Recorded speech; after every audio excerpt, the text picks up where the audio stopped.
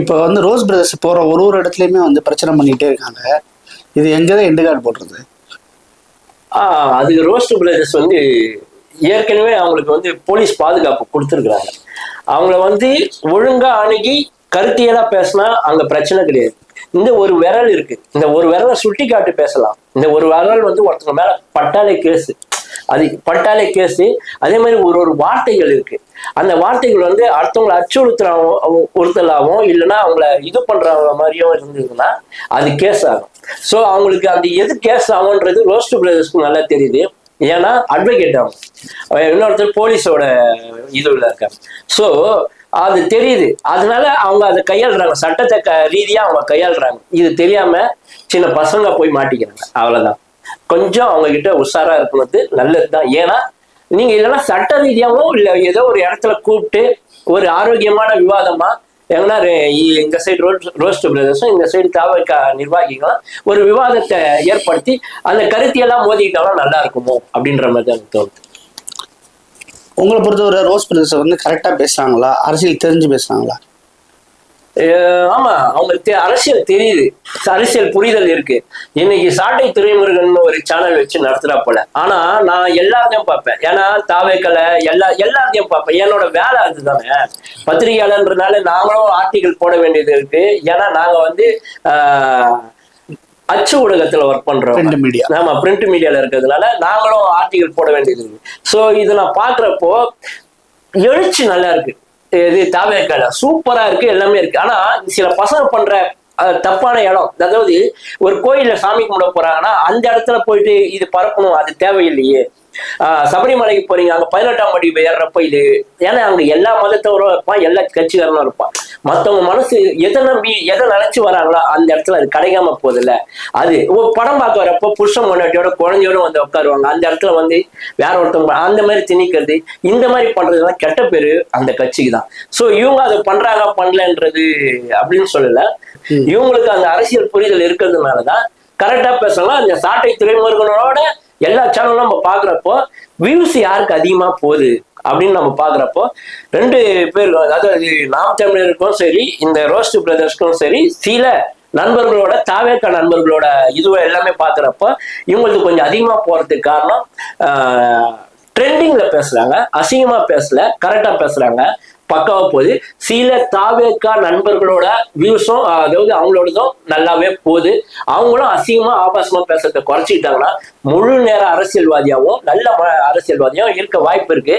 But சாட்டை துறைமுருகன் என்ன சொல்றாருன்னா, திமுகவுக்கும் தாவேக்காவுக்கும் நான் தான் எதிரின்னு சொல்றாரு. சம்டைம் அவரு தாவேக்கு ஆப்போசிட்டா பேசுறாரு, ஆனா திமுகவுக்கு ஆதரவாகவும் எங்களுக்கு தெரியுது, ஆதரவா பேசுற மாதிரியும் தெரியுது. ஸோ அதை திமுகவை யூஸ் பண்ணிக்குதா இல்ல திமுக இருந்து இவங்க பேசுறது அவர் யூஸ் பண்ணிக்கிறாரான்ற மாதிரி எனக்கு டவுட் இருக்கு. ஒரு இடையில இப்போ நேற்றுக்கு ஒரு இன்டர்வியூ வந்துச்சு, ஆளூர் சாவண்ணாவாசும் சாட்டை துரைமுருகனும் ஒரு சின்ன கிளாஸு. சாட்டை துரைமுருகன் கேட்குறப்பல ஏன் இந்த கூட்டத்துக்கு பிஜேபி கூப்பிடல அப்படிங்கும் போது அதே நீங்க இருக்கே இல்லை அப்படின்னு சொல்லிட்டு அழகா சொல்லி ஆரம்பிச்சாரு. அதுக்கு விளக்கமும் கரெக்டாக சொன்னாரு. சாட்டை துரைமுருகனால பேசவே முடியல. அந்த வீடியோ பார்த்தீங்களா? சாட்டை துரைமுருகன் கிட்ட யாருமே பேச முடியாது, ஏன்னா அவரோட ஸ்பீச் நக்கல் நையாண்டி இருந்தாலும் எல்லாத்துக்கும் பதில் சொல்லணுன்ற ஒரு எண்ணம் இருக்கும்.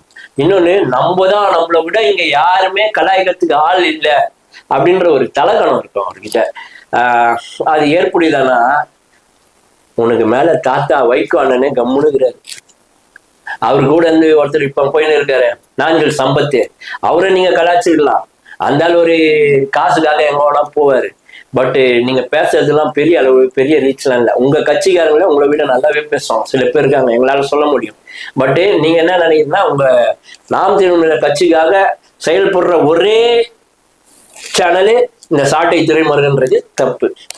அந்த எட்வைட் மட்டும் வச்சுக்காதுங்க. காளியம்மாவுக்கு என்ன நடந்ததோ இதே எண்ணத்துல, ஏன்னா நிறைய தடவை வந்து நாம் தமிழர் இவர் சொல்லியிருக்கிறாரு, அது சீமான் அண்ணன், சாட்டைன்ற சேனலு நாம் தமிழரோட சேனல் இல்லை, அது ஒரு தனிப்பட்ட மனுஷனோட கருத்து மட்டும்தான்ட்டு.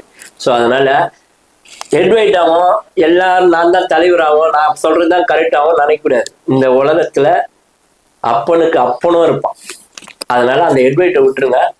ஆளும் ஷானவாஸ்லாம் வந்து உங்களை மாதிரி கத்தி கதறிலாம் அடிக்க மாட்டாப்புல, சைலண்டா அடிப்பாப்புல, டிராவிடு மாதிரி. நீ எவ்வளவு ஸ்பீடா பால் போட்டாலும் அது அப்படியே உட்கார வைப்பாங்க. அதனால ஆளுநர் சால்வாஸ் கிட்ட உங்க பருப்பு வேவாதுன்னு நான் நினைக்கிறேன். பயங்கர பிரச்சனையா நடந்துக்கிட்டு பாமகல இது எப்படி இருக்குது உங்களுக்கு பார்க்கும்போது? நான் பாமக மாதிரி ஒரு கட்சி நான் ஐயான்னு சொன்னாங்கன்னா ஃபர்ஸ்ட் எங்களுக்கு பெரியாரு காமராஜர் அப்படிதான் எங்களுக்கு தெரியும். ஆனா வந்த அதாவது சொல்லி ஸ்கூல்ல, ஆனா நடைமுறை வாழ்க்கையில ஐயானா அது ராமதாஸ் ஐயா தான். மருத்துவர் ஐயா, கண்டிப்பா மருத்துவர் ஐயா. ஏன்னா விழுப்புரம் மாதிரி இடத்துல 2 ரூபா டாக்டர்னு சொல்லி பேர் வாங்கினவர்.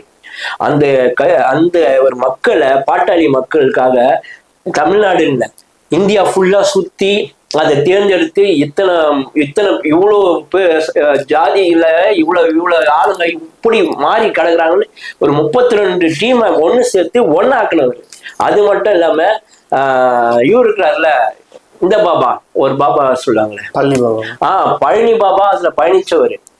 கம்யூனிஸ்ட் தோழர்கள் எல்லாருமே அப்போ பயணிச்சவங்க. இவ்வளவு பேருக்கு உண்டான பெரிய காடு வெட்டியார்னு ஒரு பெரிய ஒரு மாவீரன் தான் அங்க பெற்று தந்தவங்க. அவரு அவ்வளவு போராடி அந்த மக்களுக்காக இட்டுன்னு வந்தவர். இன்னைக்கு வயது மூப்பு காரணமாக தானோட மகனே தன்னை மதிக்காது, அது தப்பா இருக்கு. ஏன்னா உலகமே மதிக்கிறப்போ தான் வீட்டுல இருந்து ஒருத்தர் மதிக்காம வேற பண்றப்போ அதோட ஒரு வயசானவருக்கு நம்ம தர துன்பம் வேற எதுவுமே இல்லை. நான் நினைக்கிறேன் பேசி தீர்க்க முடியாத விஷயமே இல்லை. அப்படி உக்காந்து பேசி தீர்த்திருக்கலாம். தன்னோட தகப்பன்கிட்டயே பேசி தீர்க்க முடியலன்னா மக்கள் கிட்ட நீங்க எப்படி அணுகுவீங்கன்ற ஒரே ஒரு அர்த்தம் தான்.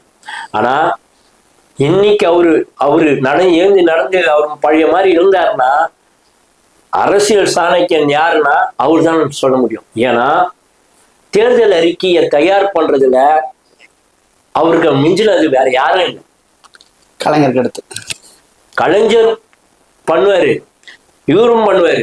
ஆனா கலைஞர் போனதுக்கு அப்புறம் தேர்தல் அறிக்கையில அருமையா ஒரு போன எலெக்ஷனோ அது முந்தின எலெக்ஷன்லயோ தேர்தல் அறிக்கை அவ்வளவு அழகா இருந்தது. சம்டைம்ஸ் சொல்லுவாங்க நாம் தமிழர் நாங்க தான் இருந்தாங்க. தேர்தல் அறிக்கையை நயமாகவும் கரெக்டாகவும் நியாயமாகவும் போடுற ஒரே ஆளு இவர் கரெக்டா இருக்கும். இவங்க ஸ்பீச்சோ அதெல்லாம் கடவுள் இன்னும் அவருக்கு ஆயுஸ் கொடுக்கணும். பட் ஆனா இந்த சண்டை அவங்க கிட்ட இருந்து பிரச்சனை போக்கணும்னு நான் முதல்ல பாக்குறேன். ஒரு மரத்தை பாக்குறப்போ மாங்காய பாக்குறப்போ அது நாங்க மாங்காயா பார்க்க மாட்டோம். அது ராமதாஸ் ஐயா அப்படின்ற ஒரு மகன் தான் எங்களுக்கு தெரியும். அப்படி இருந்த கட்சியை இன்னைக்கு பிளவுபட்டிருக்குது. அது ஐயாக்கு பெரிய இதுவா இருக்கும். முதல்ல ஐயாவை கூல் பண்ணுங்க, அதுக்கப்புறம் கட்சியை இது பண்ணிக்கலாம். அன்புமணி ராமதாஸ் ஏன் அந்த மாதிரி ஒரு முடிவு? அவருக்கு ஒரு பிரச்சனை இருக்குண்ணா, சிபிஐ பிரச்சனையோ இல்ல கோர்ட்டு பிரச்சனை அதெல்லாம் இருக்கு போல இருக்கு.